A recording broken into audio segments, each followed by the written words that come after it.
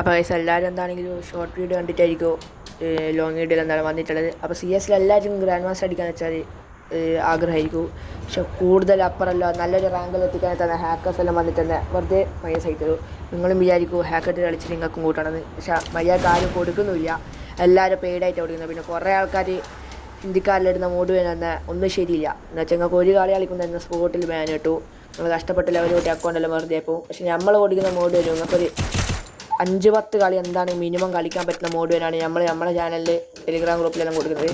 അപ്പോൾ ഇതിനെല്ലാം ഈ മോഡ് വന് കിട്ടാനായിട്ട് നിങ്ങൾ ചെയ്യേണ്ടത് വെച്ചാൽ നമ്മളെ ചാനൽ സബ്സ്ക്രൈബ് ചെയ്ത് 360 സബ്സ്ക്രൈബേഴ്സ് ആക്കി വെച്ചാൽ നമ്മൾ ഫസ്റ്റ് മോഡ് വന് ഇട്ട് കൊടുക്കുന്നതായിരിക്കും.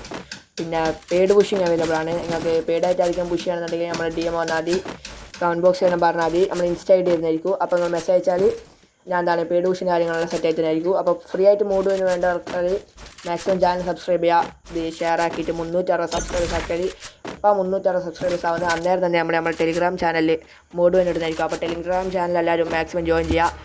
അപ്പോൾ ഇനി അടുത്തൊരു പുതിയ വീഡിയോ ആയിട്ട് കാണുന്നതായിരിക്കും. അപ്പോൾ മാക്സിമം എത്രത്തോളം സബ്സ്ക്രൈബ്സ് 360 സബ് ആയിക്കാൻ നമ്മൾ അടുത്ത പുതിയ മോഡ് വന് എന്താണ് ഇടുന്നതായിരിക്കും.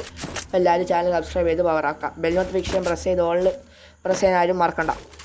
വീഡിയോയിൽ പിന്നെ എന്തെങ്കിലും സൗണ്ടിൻ്റെ അല്ലെങ്കിൽ സ്പീഡ് ഇഷ്യൂ അങ്ങനെ എന്തെങ്കിലും ഉണ്ടെങ്കിൽ എല്ലാം പറയണം. കാരണം ഞാൻ പുതിയ ചാനൽ തുടങ്ങിയിട്ട് സെറ്റാക്കുന്നതാണ്. നിങ്ങൾ എന്ത് പ്രശ്നം ഉണ്ടെങ്കിലും വീഡിയോ ക്വാളിറ്റി അല്ലെങ്കിൽ സൗണ്ടിന് എന്ത് ഉണ്ടെങ്കിലും കമൻറ്റ് ബോക്സിൽ പറയണം. ഓക്കെ.